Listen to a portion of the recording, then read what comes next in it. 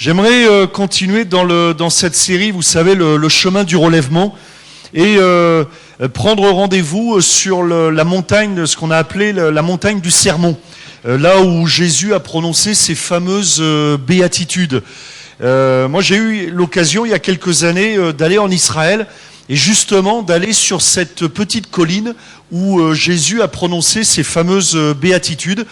Et je vous avoue que c'est un coin impressionnant parce que c'est un coin calme qui surplombe le lac de Galilée et vraiment un coin propice à la réflexion. Pour ceux qui connaissent un peu le climat en Israël, il fait là le soleil est réel, voilà, il fait un peu beau tous les jours et vraiment un coin très intéressant. Et quand en plus le guide nous expliquait que c'est là que Jésus avait prononcer ces fameuses béatitudes, on est d'autant plus impressionné par la qualité des lieux, et c'était assez facile j'allais dire presque d'entendre les paroles de Jésus, parce que rien que le lieu nous amène à la réflexion, et bien sûr ces paroles de Jésus qui sont des clés pour le bonheur. Alors je me suis posé la question, je ne sais pas si si Jésus avait dit, voilà, quel sera le thème de mon sermon, je vais vous donner les clés pour être heureux. Mais si Jésus l'avait fait, ou si ça avait filtré, peut-être que la foule aurait pu se dire, mais de quoi est-ce que Jésus va parler ? Jésus va nous donner, là, tout à l'heure, il va nous parler des clés du bonheur, des clés pour être heureux. Alors peut-être que Jésus va nous expliquer comment devenir riche, comment être en bonne santé, comment rester tout le temps jeune, comment chasser les rides, comment arracher les cheveux blancs ou transformer les cheveux blancs en... Moi, tous les matins, je les arrache. C'est maladif, hein ? Et pourtant, ils se reproduisent. Bon, peut-être qu'il aurait... Alors, oui, les gens pouvaient se poser les questions, comment faire pour pas avoir de ventre ? Comment faire pour avoir une belle voiture de sport ? Ou à l'époque, un char de sport rouge. Comment avoir la dernière console de jeux vidéo ? Bon, à l'époque, en bois. Mais voilà que Jésus, et on va le lire ensemble, finalement, ne répond pas, ne nous oriente pas vers des options matérielles, financières, ni même la santé, mais nous parle simplement, nous laisse entendre, nous fait comprendre et essaye. J'ai beaucoup aimé les deux sketchs, hein, mais particulièrement le premier, et on vit souvent avec un carton devant les yeux, sur la tête, là, en étant comme empêché de voir la vérité. Et je crois que les béatitudes, c'est cette volonté qu'a Jésus de nous ouvrir les yeux sur la réalité, sur ce qui rend vraiment heureux. La première sentence, la première réflexion que Jésus va nous laisser, on le voit dans Matthieu chapitre 5, et ce sermon on le retrouve dans les évangiles de Matthieu et de Luc. Mais enfin, les complets, c'est dans l'évangile de Matthieu. Et Matthieu chapitre 5, verset 3 nous dit ceci, et Jésus commence comme ça, « Heureux les pauvres en esprit, car le royaume des cieux est à eux. » Et là, on pourrait dire, mais ça va à l'encontre de nos raisonnements. Parce qu'après tout, nous, on pourrait dire plutôt heureux les riches. Mais qu'est-ce que ça vient faire ? On a même le sentiment, soyons honnêtes, que c'est presque antinomique heureux et pauvre. Que c'est même pas possible de concilier le bonheur et la pauvreté. Que finalement, qui dit bonheur dit forcément richesse. Ou plutôt, qui dit richesse dit forcément bonheur. Et voilà que Jésus est en train de briser certains raisonnements et de nous expliquer, mais heureux sont les pauvres en esprit. Alors ça ne signifie pas heureux les idiots, heureux les imbéciles, mais ça signifie heureux ceux qui reconnaissent qu'ils ne sont pas autosuffisants. Heureux ceux qui savent qu'ils ont des besoins. Heureux ceux qui reconnaissent leur faiblesse. Il est heureux finalement, et on le verra un peu plus loin là, celui qui a faim, parce que c'est celui qui a faim, et vous serez d'accord avec moi, qui ouvre la bouche. C'est celui qui a soif qui va aller boire. Et il est heureux le pauvre en esprit, parce que c'est celui qui va se laisser enrichir. C'est celui qui aura la capacité de tendre la main. Et je remarque que dans la vie, c'est parfois difficile de tendre la main. C'est parfois difficile de prier. Parce qu'on a ce sentiment ouais, mais alors on n'a pas besoin de prier, c'est pas la peine, je vais y arriver. Et c'est pour ça que Jésus dit, ils sont heureux, les pauvres en esprit, parce que le royaume des cieux est à eux. C'est-à-dire qu'eux vont ouvrir leur cœur, reconnaître qu'ils ont besoin d'une autre vie. Le pauvre, dans ce contexte en tout cas, c'est celui qui est conscient de sa pauvreté, qui est conscient de son insuffisance, qui est conscient de ses insuffisances, et c'est donc celui-là qui va ouvrir son cœur. Vous savez on l'a dit la dimanche après-midi quand on a fait cette célébration de baptême, la Bible dit qu'il y a plus de joie dans le ciel pour un pécheur qui se repent que pour 99 justes. C'est écrit dans la Bible. Et on pourrait dire, mais quand même, Dieu n'est pas juste, après tout. Qu'est-ce que ça veut dire? Est-ce que ça veut dire que Jésus n'aime que les pécheurs et que Jésus n'aime pas les justes? Non, ça veut dire que ceux qui se croient justes sont empêchés d'ouvrir leur cœur. Ceux qui se croient justes, et remarquez que quand on lit les évangiles, Jésus sera violent à l'égard d'une sorte de personne. Pouvez-vous me dire laquelle? Contre qui Jésus sera vraiment violent?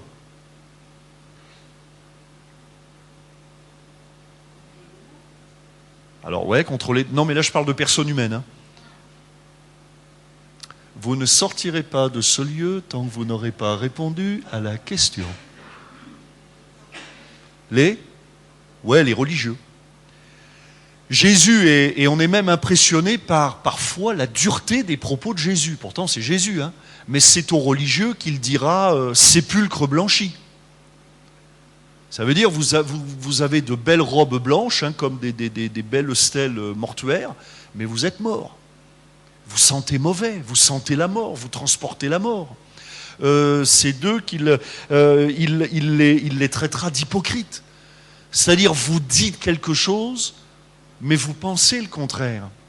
Et Jésus, remarquez bien, sera dur à l'égard des religieux, parce que le religieux, c'est celui qui croit se fabriquer sa justice avec sa religion. Il se fabrique son Dieu, son faux Dieu, il fabrique ses rites, et avec un certain nombre de rites, je vais hériter le ciel. C'est celui qui se croit riche. Mais l'évangile, c'est le contraire. Et Jésus dira, mais ils sont heureux les pauvres en esprit. Ils sont heureux ceux qui réalisent que finalement, sans Dieu, c'est impossible d'aller plus loin. Ça, c'est la première réflexion. La deuxième, Jésus dira là encore, un tabou qui tombe, heureux les affligés, car ils seront consolés. Et là aussi, nous, on pourrait dire, heureux ceux pour qui tout va bien. Après tout, en ce début d'année, on pourrait se souhaiter, et peut-être que vous l'avez fait, mais on pourrait se souhaiter les uns aux autres de belles et bonnes journées. Et pourquoi pas? Après tout, on pourrait se souhaiter cette année que, sorti de l'hiver, on rentre dans le printemps et qu'on ne sorte pas du printemps. Ce serait pas mal. Qu'il n'y ait pas de gel, qu'il n'y ait pas de pluie, à la limite un petit peu de rosée le matin, que le soleil brille, même la nuit. Ce serait pas mal. On pourrait se souhaiter, plus sérieusement, on pourrait se souhaiter, une année sans problème, sans difficulté, sans affliction. Mais voilà que Jésus dit, mais heureux sont les affligés, parce que finalement, c'est l'affligé qui va expérimenter la consolation. C'est celui... Alors là, lorsque Jésus parle d'affligé, il parle d'affliction morale. Il parle de celles et de ceux qui ont une conscience morale qui est réveillée, qui est éveillée. Il parle de ceux qui souffrent de voir le mal, de voir la méchanceté, de voir l'immoralité, de voir la violence. Bien sûr, ce n'est pas le fait de pleurer qui rend heureux, mais c'est cette ouverture de cœur. Celui qui pleure sur son péché pourra recevoir le pardon de Dieu. Mais celui qui vit dans le péché et qui jamais ne réalise la gravité du péché, bien celui-là ne sera jamais consolé. Et il y a quand même des larmes qui apportent la consolation. C'est les larmes du pécheur qui se repent, comme on l'a vu dans le deuxième sketch de ce frère, la meurtrier, qui va se mettre à pleurer quand il réalisera que son autre frère s'est donné pour lui et qu'il va réaliser la gravité de son acte, qu'il réalisera la gravité, enfin toute la portée de son acte. Et ces larmes-là, ce qu'on appelle les larmes de la repentance, qui vont permettre d'expérimenter la consolation. Mais celui qui ne passe jamais par la repentance ne recevra jamais le pardon de Dieu. C'est la repentance qui reçoit le pardon de Dieu. Alors ils sont heureux, ceux qui pleurent sur leurs péchés, ceux qui sont heureux, les affligés, car ils seront consolés. Une autre pensée, heureux les débonnaires, car ils hériteront la terre. Et là, Jésus parle de ceux qui sont humbles, qui se soumettent à Dieu, qui se remettent entre les mains de Dieu, ceux qui s'abandonnent à Dieu. Finalement, on pourrait croire, nous, que ce sont les voleurs, les agresseurs, les magouilleurs, qui vont hériter, qui vont avoir les choses de la terre. Mais Jésus dit non. C'est les débonnaires, et il dira encore heureux. Heureux les débonnaires, parce que finalement, ce sont eux qui hériteront la terre. Alors, d'une certaine manière, Jésus est en train de nous dire heureux ceux qui se confient en Dieu, heureux celui qui espère. Avez-vous remarqué combien c'est difficile de vivre sans croire? C'est difficile de vivre sans espérer. D'autant plus les temps dans lesquels nous vivons, où finalement, si on a un petit peu de réflexion, on s'aperçoit que ça va quand même pas bien. Ça va quand même pas bien. Et celui qui n'a pas d'espérance, celui qui n'a pas la foi, il est quand même malheureux. Parce que tout autour de nous est en train de s'écrouler. Et Jésus dit, mais ils sont heureux, les débonnaires, car ils hériteront la terre. Les débonnaires, c'est le contraire de celles et de ceux qui veulent se battre tout seuls, qui veulent mériter, qui veulent avoir, qui veulent se construire, qui veulent absolument s'en sortir tout seul. Le débonnaire, c'est celui qui se remet entre les mains de Dieu. C'est celui qui s'abandonne entre les mains de Dieu. Celui-là, il héritera de la terre. Une autre réflexion, heureux ceux qui ont faim et soif de la justice, car ils seront rassasiés. Qui a été touché cette semaine de près ou de loin par un virus, grippe, gastro, ou un ami proche ou loin? Normalement, vous levez tous la main parce que je pense que la moitié de la France est contaminée. Bon. Avez-vous remarqué qu'un des signes de maladie, surtout, moi sur mes deux filles, il y en a une, je sais particulièrement que quand elle perd l'appétit, c'est grave. C'est grave. L'autre, elle mange comme un oiseau, ça va. Elle nous coûte moins cher. Mais il y en a une, je sais que quand elle commence à ne pas trop manger, c'est grave. Alors nous, on appelle tout, hein. Le FBI, la CIA, l'hôpital, le CHU, le médecin, le chirurgien avec. Bon, on sait quand même que le fait de perdre l'appétit, c'est pas bon. Je sais pas qui c'est qui a dit quand l'appétit va, tout va. C'est pas Astérix? Ouais, j'ai des belles références. Hein. On savait des choses, hein. Vous avez bien fait de venir ce soir. Hein. Et c'est vrai, remarquez, hein, il ne dit pas que des bêtises, Astérix. Hein. Remarquez, je remarque... moi, j'avoue que j'aime bien Astérix Obélix. Bon. Mais bref, quand l'appétit va, tout va. Et c'est vrai. Et Jésus dit la même chose. Heureux ceux qui ont faim et soif. Celui qui n'a plus faim, celui qui n'a plus soif, c'est celui qui... Alors, on le sait physiquement, il y a un problème. Il y a quelque chose qui tourne plus rond. Ne plus avoir faim, ne plus avoir soif, c'est ne plus avancer, c'est ne plus aller de l'avant. Et dans le domaine de la vie, c'est la même chose. Ne plus avoir faim de se lever, de travailler, de se battre, d'avancer, ne plus avoir de projet, ne plus avoir de rêve. C'est une maladie. D'ailleurs, aujourd'hui, vous savez qu'on parle beaucoup de pessimisme. Le pessimisme des Français, mais on pourrait parler aussi de dépression, on pourrait parler aussi d'envie de suicide, ou de ces gens qui n'ont plus faim, qui n'ont plus soif, qui n'ont plus qu'une envie finalement, c'est que ça s'arrête, ça se stoppe, c'est que finalement le soleil se lève ou qu'il ne se lève pas, de toute façon c'est la même chose. Et Jésus est en train de dire, ceux-là sont malheureux. Celui qui n'a plus faim, celui qui n'a plus soif, il est malheureux. Mais celui qui a faim et soif, alors faim et soif de quoi exactement? De quoi Jésus parle? Eh bien, faim et soif que ça change. Faim et soif d'avancer. Faim et soif de justice, de paix, de pardon, de guérison, de consolation, de relèvement. Avez-vous remarqué que même du temps de Jésus, les malades qui ont été guéris par Jésus, ce sont les malades pour qui Jésus a prié. Vous me suivez jusque-là? Il y avait la foule qui suivait Jésus. Mais dans la foule, tous les malades n'ont pas été guéris. Pour au moins une, il y a plusieurs raisons, mais au moins une, c'est que certains n'ont pas demandé la guérison. C'est aussi simple que cela.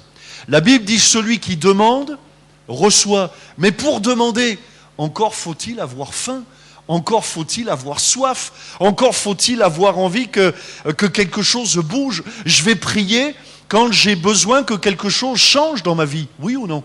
Je m'approche de Dieu quand je réalise que j'ai besoin de Dieu, quand je réalise que ça ne peut plus durer, quand je réalise que ma vie doit changer d'orientation, j'ai besoin de la grâce de Dieu. Et Jésus dira, mais ils sont heureux alors ceux qui ont faim et soif de justice, c'est-à-dire de choses, comment dirais-je, équitables, justes, vraies, droites, pures, durables, éternelles.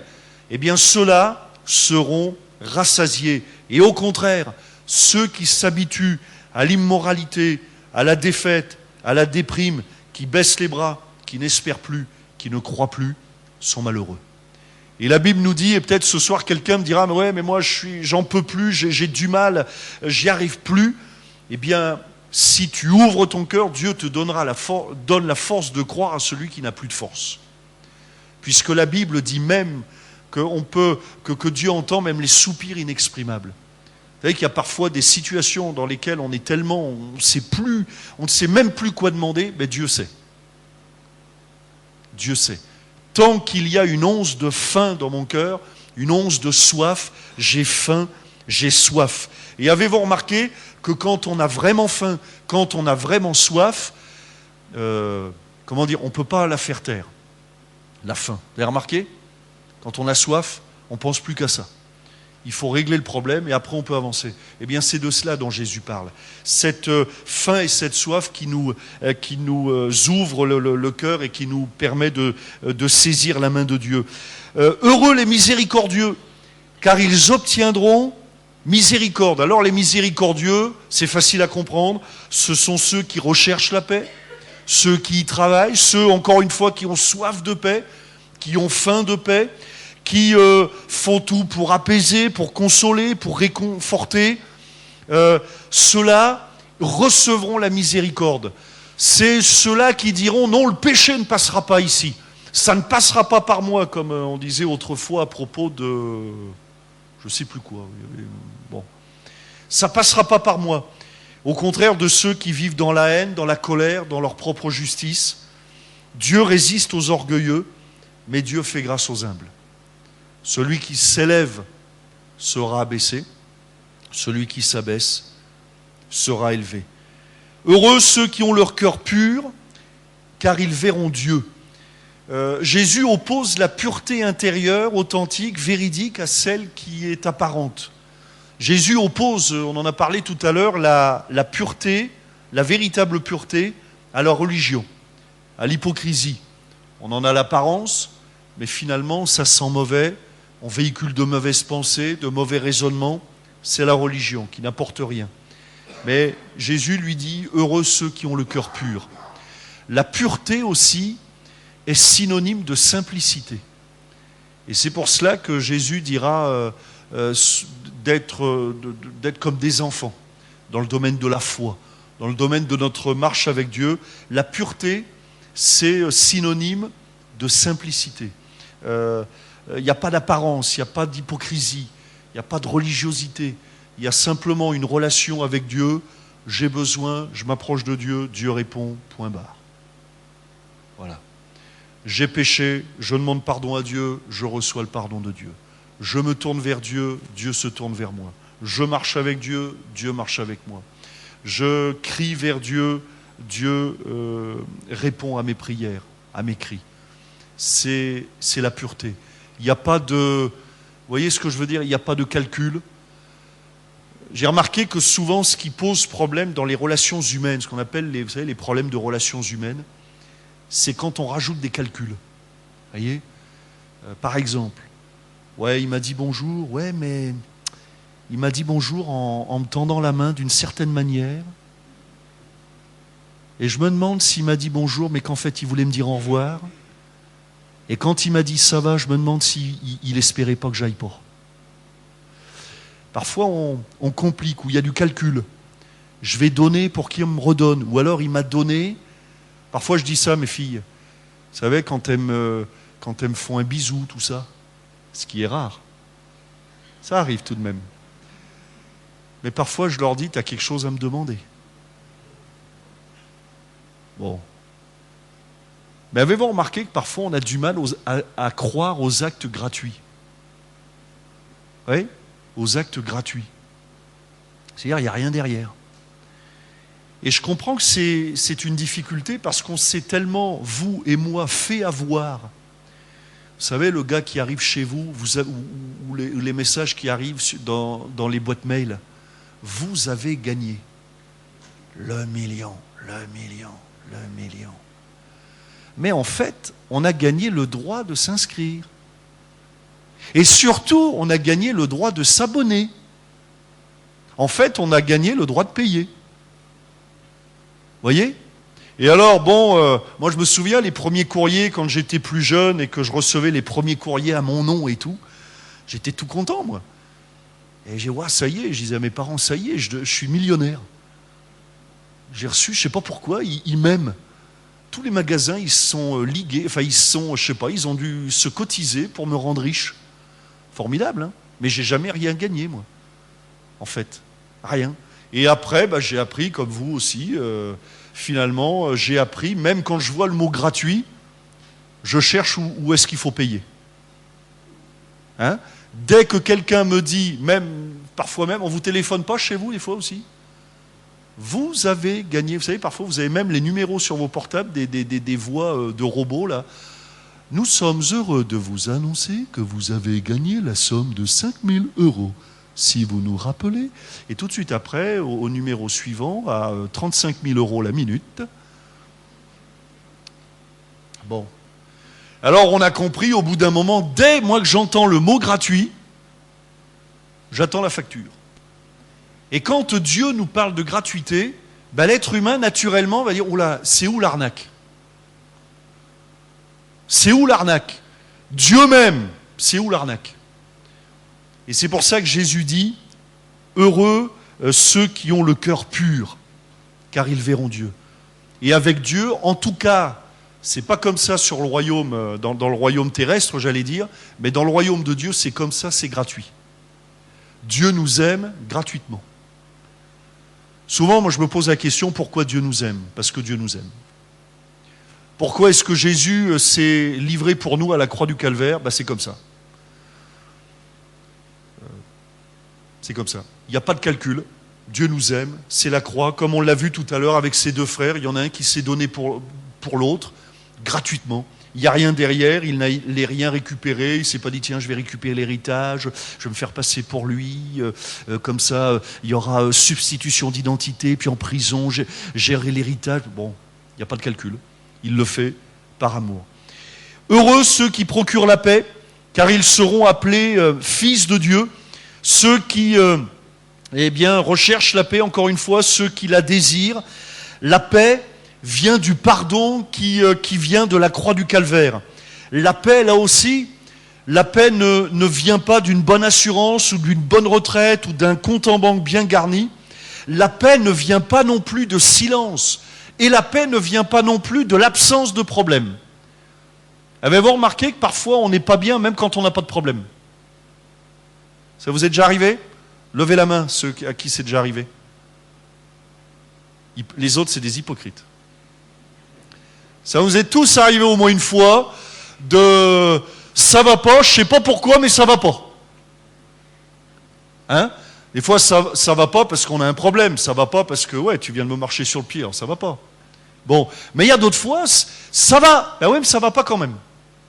Ça va pas. Ou alors je suis pas en paix. Je suis pas en paix, c'est pas qu'il y a un problème, mais c'est comme ça, c'est comme un état, c'est comme ça, je suis pas en paix, j'arrive pas à dormir, je dors mal. Pourtant, qu'est-ce qui va pas? Je sais pas. Bon. Mais celui qui cherche la paix, celui qui. Et en réalité, la paix ne peut venir que du prince de paix.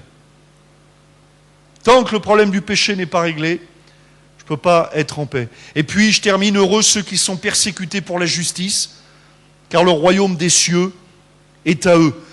Ceux qui sont persécutés pour la justice, ce sont ceux qui refusent les compromis, ceux qui vivent selon les conseils de Dieu, ceux qui, alors bien sûr, parfois ils subiront l'impopularité, les moqueries, le rejet, mais ils recevront la grâce de Dieu. Le diable, lui, en ce qui concerne la notion du bonheur et les clés pour être heureux, le diable, lui, voudrait nous faire croire tout le contraire. Voici ce que le diable voudrait nous faire croire, que finalement les choses de Dieu, ça n'apporte rien de concret. Qu'il vaut mieux se venger quand quelqu'un nous frappe, qu'il vaut mieux s'enrichir, magouiller, voler, dépouiller les autres, tromper, vivre dans le péché, fumer, se droguer, coucher. Mais je remarque qu'en réalité, celui qui vit dans le péché, il s'appauvrit, il s'assèche, il se vide, le diable l'aplatit, l'écrase, et le diable ne nous nourrit pas. La nourriture du diable nous fait ressembler à des cochons. Regardez la parabole du fils prodigue quand il se retrouve au service du maître des cochons. Eh bien, le maître des cochons, c'est le diable. C'est le diable. C'est celui qui donne une nourriture qui convient aux cochons. Mais finalement, Jésus nous dit, heureux ceux qui procurent la paix, heureux les pauvres en esprit, car le royaume des cieux est à eux. Et finalement, on en revient à la croix. À la croix du Calvaire, Jésus est venu, pour reprendre les sketchs, là, nous enlever le carton de la tête, pour nous ouvrir les yeux, parce que c'est ça la vérité. Le bonheur ne vient pas quand tout va bien, le bonheur ne vient pas même si la voiture est neuve, le bonheur vient d'une relation avec Dieu. Le bonheur vient quand le problème du péché est réglé. C'est-à-dire que je ne vis plus sous la condamnation de Dieu. Jean chapitre 3, verset 36 nous dit que celui qui croit est sauvé, mais celui qui ne croit pas, la colère de Dieu demeure sur lui. Et il est heureux celui qui espère. Il est heureux celui qui expérimente la foi. Est-ce qu'on peut terminer par la prière et réfléchir et méditer encore? Seigneur, nous bénissons ton nom pour l'Esprit de Dieu qui agit dans nos cœurs. Nous te bénissons pour ce sermon sur la montagne que tu nous as donné il y a 2000 ans. Te bénissons pour ces clés que tu nous donnes. Merci pour ces sketchs qui nous ont interpellés. Merci pour ce temps de louange. Merci pour cette prédication. Mais surtout, Seigneur, merci pour ton esprit qui est à l'œuvre dans nos vies. Je te prie pour les amis qui sont là. Je te prie pour celles et ceux qui ont besoin de rétablir cette relation avec toi afin que tu étendes ta main maintenant. Tu bénis les uns les autres. Tu réconfortes. Tu consoles. Tu remplis le cœur qui est vide. Tu guéris le malade. Tu réconfortes celui qui est dans l'affliction.